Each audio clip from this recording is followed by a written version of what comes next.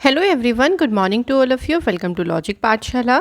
आज के इस वीडियो में हम कवर करेंगे 15th और 16th मई के इम्पॉर्टेंट करंट अफेयर्स के क्वेश्चंस। तो फ्रेंड्स, आज हम 2 दिन का करंट अफेयर्स इस वीडियो में कवर करने वाली हैं और इस वीडियो का जो PDF है वो आप लोगों को कहाँ मिलेगा? वो आप लोगों को मिलेगा टेलीग्राम ग्रुप पे, जिसका लिंक आपको दिया गया है डिस्क्रिप्शन बॉक्स में। तो आप सभी टेलीग्राम ग्रुप को ज़रूर ज्वाइन करें, क्योंकि PDF के साथ साथ वहाँ आपको डेली क्विज़ भी दिया जाता है, जिससे आप अपना रिवीजन और भी अच्छे से कर सकती हैं। तो चलिए शुरू करते हैं आज की इस क्लास को। और मोटिवेशन कोट मैं आपको आज थोड़ा सा कुछ बताना चाहती हूँ। देखिए, लाइफ में अगर आपने कोई भी चीज़, अपने कोई भी ड्रीम्स देखे हैं, कोई भी आपका सपना रहा है ना, तो उस सपने के लिए मेहनत किसको करनी है? आपको खुद को ही मेहनत करनी है। और वो मेहनत आपको ऐसा नहीं कि 1 दिन कर ली, 2 दिन कर ली, नहीं। जब आप उसे कंटिन्यू करेंगे और एक खुद पर विश्वास करके उस मेहनत को करेंगे, तो एक ना एक दिन सफलता आपको ज़रूर मिलेगी। तो चलिए शुरू करते हैं इम्पॉर्टेंट डेज से। देखिए, सबसे पहले हम कवर करेंगे वर्ल्ड माइग्रेटरी बर्ड डे। ये आपका सेलिब्रेट हुआ 14 मई को। देखिए, ये जो दिन है ना, ये साल में 2 बार सेलिब्रेट होता है, इससे ध्यान रखिएगा इसके बारे में। एक तो ये आता है 14 मई को, और उसके अलावा ये 8 अक्टूबर को भी सेलिब्रेट किया जाता है। इस दिन का मेन उद्देश्य यही होता है कि जो माइग्रेटरी बर्ड्स होती हैं, उनको एक तरीके से सेफ्टी प्रोवाइड करना, उनका जो हैबिटेट है, as well as stop over habitats while preserving a healthy bird population. तो उनको एक तरीके से सुरक्षा प्रदान करना ही इस दिन का मेन उद्देश्य है। और इसकी थीम रही इस बार की लाइट पॉपुलेशन। अगला देखिए है इंटरनेशनल डे ऑफ फैमिलीज़। ये दिन सेलिब्रेट किया जाता है 15 मई को। तो इंटरनेशनल डे ऑफ फैमिली ये हाईलाइट करता है कि फैमिली की क्या वैल्यू है, क्या उसका सिग्निफिकेंस है, क्या उसकी इम्पॉर्टेंस है, तो उसको हाईलाइट करता है ये दिन। 1993 में जनरल असेंबली के द्वारा डिसाइड किया गया था कि 15 मई को ऑब्जर्व किया जाएगा international day of families every year. और इस साल की जो इसकी थीम रही है वो देख सकते हैं आप, फैमिलीज़ एंड अर्बनाइजेशन। तो मैं आप सभी को ये ज़रूर बोलूँगी कि थीम्स आप लोग थोड़ा सा इस पर फोकस करें, क्योंकि एग्ज़ाम में डेज तो पूछेंगे, साथ में उसकी थीम से क्वेश्चन भी आप लोगों से पूछा जा सकता है। अब देखिए, अभी तक हमने कौन कौन से डेज पढ़े हैं। फर्स्ट में जिस दिन लेबर डे होता है, ये तो याद रखिएगा, बहुत इंपॉर्टेंट डे है। और महाराष्ट्र डे, गुजरात डे भी 1 मई को मनाया जाता है। इस बार 1 मई को संडे था, तो मई के पहले संडे को आपका सेलिब्रेट होता है वर्ल्ड लाफ्टर डे। देन 3 मई प्रेस फ्रीडम डे, और उसके बाद इस बार वर्ल्ड एस्थमा डे भी 3 मई को मनाया गया है। ये दिन मई के महीने के पहले ट्यूसडे को सेलिब्रेट होता है। 4 मई कोल माइनर्स डे और इंटरनेशनल फायर फाइटर्स डे। इसके बाद देखिए 7 मई को वर्ल्ड एथलेटिक्स डे होता है। 8 मई को world red cross day, world thalassemia day मनाया जाता है। 9 मई को होती है रविन्द्रनाथ टैगोर जी की जयंती। 11 मई को सेलिब्रेट करते हैं नेशनल टेक्नोलॉजी डे, और 12 मई को सेलिब्रेट किया गया इंटरनेशनल नर्सेस डे। तो अभी तक हमने इन सभी डेज़ को कवर कर लिया है। चलिए अब शुरू करते हैं हम अपने क्वेश्चन नंबर 1 से। तो देखिए, काफ़ी सारे इस टाइम अगर आप देखें तो अपॉइंटमेंट्स काफ़ी सारे हो रही हैं, तो थोड़ा सा इस पर आप लोग ज़रूर ध्यान रखिएगा। शेख मोहम्मद बिन Zayed al Nahyan has been appointed as the president of which country. तो हाल ही में ये किस देश के राष्ट्रपति के रूप में इनको नियुक्त किया गया है? राइट आंसर हो जाएगा UAE के। ये अभी हाल ही में बन गए हैं, क्या बन गए हैं? प्रेसिडेंट बन गए हैं। ठीक है। He has replaced Sheikh Khalifa bin Zayed al नहान। देखिए, दोनों के नाम आपको थोड़े से सिमिलर से ही लग रही होंगे, लेकिन अलग अलग हैं। जो अभी बने हैं यहाँ के प्रेसिडेंट, उनका नाम है शेख मोहम्मद बिन जायद अल नहयान, और इनका नाम है शेख खलीफा बिन जायद अल नहयान। तो इनका भी देखिए रिसेंटली ही निधन हुआ है, और इन्हीं की जगह पर अभी शेख मोहम्मद जो है वो अपॉइंट किए गए हैं। मोहम्मद बिन जायद जो है ये फॉर्मर प्रेसिडेंट्स हाफ ब्रदर, यानी जो यहाँ के पूर्व राष्ट्रपति थे उनके सौतेले भाई ही हैं यहाँ के, और ये अभी अपॉइंट हुए हैं। अब बात कर लेते हैं फ्रेंड्स यहाँ पे कुछ और अपॉइंटमेंट्स की जो भी रिसेंटली हुए हैं। तो आपको पता था कि अभी रिसेंटली श्रीलंका के प्राइम मिनिस्टर के द्वारा रिज़ाइन किया गया, तो उनकी जगह पर अपॉइंट किए गए हैं रानिल विक्रमसिंघे। इसके अलावा साउथ कोरिया के अभी रिसेंटली प्रेसिडेंट पद की शपथ ली है यून सुक योल ने। आइवरी कोस्ट के प्राइम मिनिस्टर पद पर रीअपॉइंट हुए हैं पैट्रिक आची। नेक्स्ट देखिए, फ्रांस के जो प्रेसिडेंट बने हैं इमैनुअल मैक्रोन बने हैं। इसके अलावा सर्बिया में अभी री इलेक्ट हुए हैं प्रेसिडेंट और उनका नाम है अलेक्जेंडर वुसिक।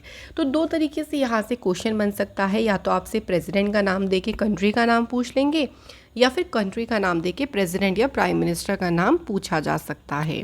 तो दोनों तरीके से थोड़ा सा आप लोग ध्यान रखिएगा। अगला है India contributed how many US dollar to promote the Hindi language at UN. तो यूएन में हिंदी लैंग्वेज को प्रमोट करने के लिए इंडिया ने कितने यूएस डॉलर कंट्रीब्यूट किए हैं। यहाँ पे राइट आंसर हो जाएगा, देखिए 8 लाख यूएस डॉलर को कंट्रीब्यूट किया गया है किसके द्वारा, तो ये भी याद रखिएगा इंडिया के द्वारा। आर रविंद्र जो कि इंडिया के डिप्टी परमानेंट रिप्रेजेंटेटिव हैं यूनाइटेड नेशंस में, इन्होंने जो ये चेक है 8 लाख यूएसडी का, यूएस डॉलर का, ये चेक दिया है फॉर हिंदी @UN प्रोजेक्ट के लिए। और किससे सौंपा है, मिता होशाली को ये चेक उन्होंने सौंपा है। ये जो प्रोजेक्ट है ना, इसे लॉन्च किया गया था इंडिया के द्वारा 2018 में in collaboration with the United department of public information. और हिंदी स्पीकिंग पॉपुलेशन यहाँ पर जो है एक तरीके से उनका जो वर्क है, या आप कह लीजिए उनके उसको आगे बढ़ाने के लिए, हिंदी लैंग्वेज को बढ़ाने के लिए इस प्रोजेक्ट को शुरू किया गया था। नेक्स्ट हमारा क्वेश्चन है, देखिए यहाँ पे, हु लॉन्च्ड द गति शक्ति संचार portal for centralised right of way approvals. तो केंद्रीकृत अधिकार के अनुमोदन के लिए गति शक्ति संचार पोर्टल को किसने लॉन्च किया है। अच्छा, गति शक्ति के नाम से आपको याद होगा ट्रेन थोड़ा सा याद आ जाएगा, है ना। तो ट्रेन से हमारे रेलवे मिनिस्टर कौन है, अश्विनी वैष्णव। तो इस तरीके से आप ध्यान रख सकते हैं। साथ ही में इनके पास कम्युनिकेशन और इलेक्ट्रॉनिक्स मिनिस्ट्री भी है। तो इनके द्वारा इस पोर्टल को लॉन्च किया गया है। अब बात करते हैं इसके बारे में। तो जो पोर्टल है इसे डेवलप किया गया by MP state electronics development corporation के द्वारा। और ये पोर्टल इनेबल करेगा एप्लीकेंट्स को कि वो क्या कर सकती हैं, अलग अलग वेरियस टेलीकॉम जो सर्विस प्रोवाइडर हैं उनको एक कॉमन सिंगल पोर्टल यहाँ पे दे दिया गया है कि वो यहाँ पे आवेदन अपना कर सकती हैं। तो इसी पोर्टल को लॉन्च किया है अश्विनी वैष्णव ने। और हम रिसेंट की न्यूज़ देखते हैं, देखिए national intelligence grid Bengaluru campus, ये किसने इनॉग्रेट किया, अमित शाह ने। इसके अलावा देखिए नरेंद्र सिंह तोमर जी ने इनॉग्रेट किया है nation wide meeting on agriculture for the 2022 kharif campaign. Prime minister Modi ji ने फाउंडेशन स्टोन रखा है WHO global centre for traditional medicine का। इसके अलावा साउथ सेंट्रल रेलवे के द्वारा 1 स्टेशन 1 प्रोडक्ट इनिशिएटिव को भी लॉन्च किया गया। तो कोशिश मेरी ये रहती है फ्रेंड्स कि मैं आपको ज़्यादा से ज़्यादा देखिए रिवाइज़ करवा सकूं, क्योंकि इससे ना हमारा जो पुराना करंट अफेयर्स है वो भी हम अच्छे से याद कर सकते हैं। चलिए अगला क्वेश्चन देखते हैं। Padmashri doctor Ramakant Shukla, a profound Sanskrit and Hindi scholar, has passed away. When did he received the Padma Shri Award? देखिए हाल ही में इनका निधन हुआ है और इन्हें किस वर्ष में पद्मश्री से सम्मानित किया गया। सही आंसर हो जाएगा 2013। तो लिटरेचर एंड एजुकेशन की फील्ड में इनको 2013 में पद्मश्री से सम्मानित किया गया है। डॉक्टर रमाकांत शुक्ला ये फाउंडर हैं और जनरल सेक्रेटरी है, मतलब आप थे कह लीजिए किस चीज़ के, देववाणी परिषद के, and the founding chairman editor of Arvachina Sanskritam, a quarterly journal in Sanskrit, जो कि एक त्रैमासिक पत्रिका है संस्कृत की। तो इसके अध्यक्ष और संपादक भी रहे हैं डॉक्टर रमाकांत शुक्ला।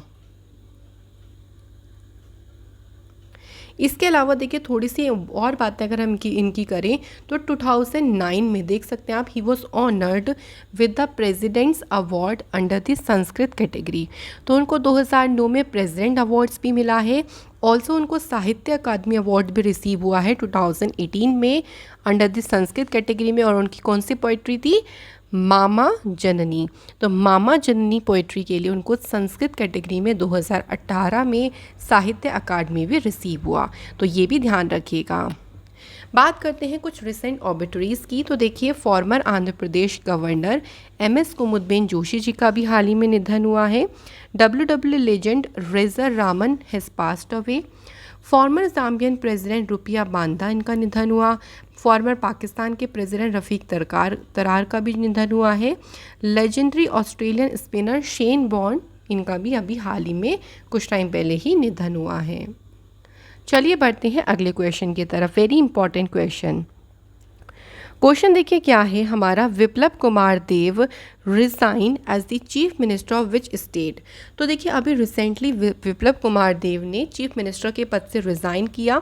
ये किस स्टेट के चीफ मिनिस्टर थे? तो आंसर हो जाएगा यहाँ पे त्रिपुरा। ठीक है, तो ध्यान रखिएगा, वेरी इंपॉर्टेंट है। और इन्होंने देखिए यहाँ पे 2018 में जो है शपथ ली थी यहाँ के चीफ मिनिस्टर की। अब एक और क्वेश्चन, अब इन्होंने तो रिज़ाइन कर दिया है, तो इनको रिप्लेस किसने किया है?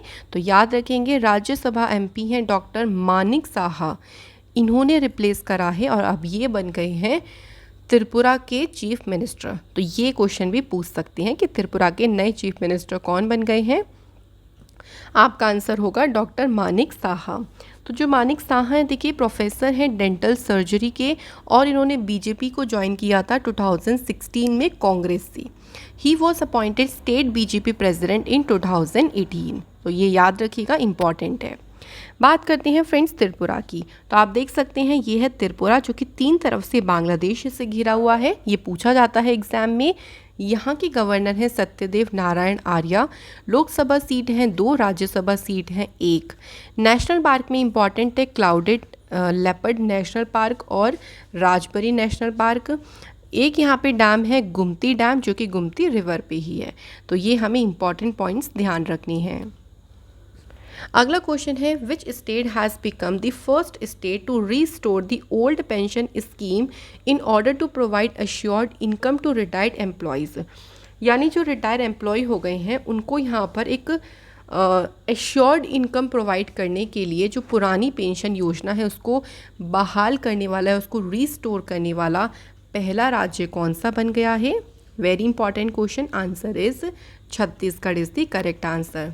तो स्टेट गवर्नमेंट के द्वारा एक प्रपोजल सेंड किया गया था pension fund regulatory and development authority को for the withdrawal of ₹17,000 crore accrued under the national pension scheme since November 2004। तो जो ओल्ड पेंशन स्कीम है ना, वो देती है 50% of the employee salary as a pension के तौर पे। तो इसी को बहाल करने की बात यहाँ पर करी गई और छत्तीसगढ़ बन गया है पहला स्टेट। छत्तीसगढ़ की अगर हम लोकेशन की बात करते हैं तो आप भी देख सकते हैं मैप में, यह है छत्तीसगढ़। यहाँ के चीफ मिनिस्टर हैं भूपेश बघेल और गवर्नर हैं अनुसुईया उइके। लोकसभा सीट हैं 11, राज्यसभा सीट हैं 5। इंपॉर्टेंट नेशनल पार्क में है इंद्रावती, कांगेर वैली, गुरु घासीदास नेशनल पार्क। ये सभी आपके इम्पॉर्टेंट हैं। छत्तीसगढ़ से कुछ और न्यूज़ की बात करें तो देखिए, छत्तीसगढ़ ने एनुअली जो second national tribal dance festival हुआ, इसे को ऑब्जर्व कहाँ किया गया? छत्तीसगढ़ में। छत्तीसगढ़ की सरकार ने Dhanvantari generic medicine store scheme को शुरू किया, जहाँ पे low cost generic medicine provide की गई। छत्तीसगढ़ के चीफ मिनिस्टर के द्वारा मिलेट मिशन को लॉन्च किया गया, जिससे फार्मर्स को उनकी जो आप कह लीजिए क्रॉप से उनका प्रॉपर प्राइस उनको मिल सके। नेक्स्ट क्वेश्चन पे चलते हैं। In which state the Indian army will open a coaching centre for poor peoples. तो भारतीय सेना ने किस राज्य में गरीब विद्यार्थियों के लिए एक कोचिंग सेंटर भारतीय सेना खोलेगी? तो राइट आंसर हो जाएगा मणिपुर। तो मणिपुर में ये कोचिंग सेंटर खोला जाएगा। अब यहाँ पे क्या होगा, देखिए जितने भी बच्चे हैं जो कि नॉर्थ ईस्ट से हैं और एक तरीके से वो इकोनॉमिकली इतना ज़्यादा स्ट्रॉन्ग नहीं है, उनका बैकग्राउंड इतना स्ट्रॉन्ग नहीं है और वो किसी कॉम्पिटिटिव टेस्ट की तैयारी करना चाहते हैं, तो उसके लिए यहाँ पर उनको प्रॉपर तरीके से जो ट्यूशन होगा ना वो प्रोवाइड किया जाएगा बिल्कुल फ्री में। इसके लिए एक MOU सेरेमनी हुई जिसको अटेंड किया मणिपुर के गवर्नर ला गणेशन ने और GOC red shield division major general Naveen Sachdeva और अदर्स।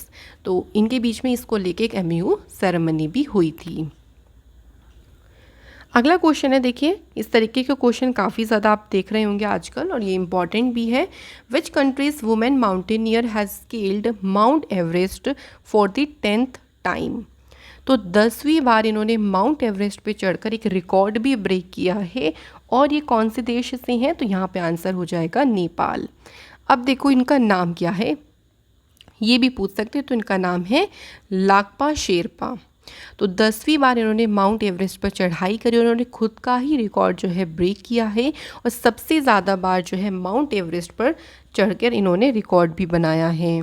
तो सबसे पहले देखिए अगर हम इनकी लास्ट चढ़ाई की बात करते हैं तो लास्ट इन्होंने 2018 में माउंट एवरेस्ट को क्लाइम किया था और टोटल कितनी बार कर दिया है, 10 बार कर दिया है। अभी रिसेंट में आपने कामिरीता शेरपा के बारे में सुना और जिन्होंने मेंस में रिकॉर्ड बनाया है 26वीं बार माउंट एवरेस्ट को चढ़ के।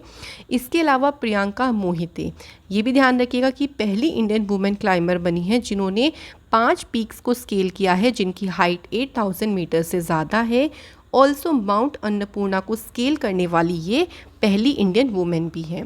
तो ये मैं आपको इसलिए एक साथ बता दे रही हूँ क्योंकि ये सारी न्यूज़ अभी रिसेंट की है और इम्पॉर्टेंट भी है। अगले क्वेश्चन पे बढ़ते हैं।